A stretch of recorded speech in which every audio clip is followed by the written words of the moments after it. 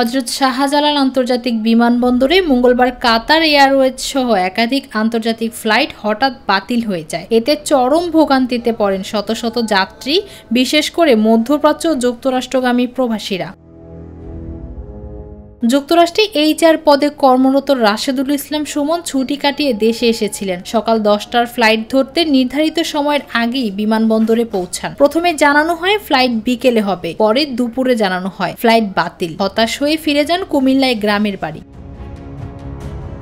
এদিন বহু যাত্রী হোটেল না পেয়ে রাত কাটান বিমানবন্দরের ফুটপাতে। কেউ অর্থের অভাবে রাস্তায় রাত কাটাতে বাধ্য হন। ভুক্তভোগীরা অভিযোগ করেন, ফ্লাইট বাতিলের তথ্য আগে থেকে জানালে এত ভোগান্তি হতো না। বেসামরিক বিমান চলাচল কর্তৃপক্ষ জানায়, ইরান ইসরায়েল যুদ্ধ পরিস্থিতির কারণে কুয়েত, কাতার, বাহরাইন ও আমিরাত সাময়িকভাবে আকাশসীমা বন্ধ রেখেছিল। এর প্রভাব পড়ে ঢাকা থেকে পরিচালিত ফ্লাইটে। শারজাহ, দুবাই, দোহা ও কুয়েত রুটের বহু ফ্লাইট বাতিল বা বিকল্প রুটে পরিচালিত হয়।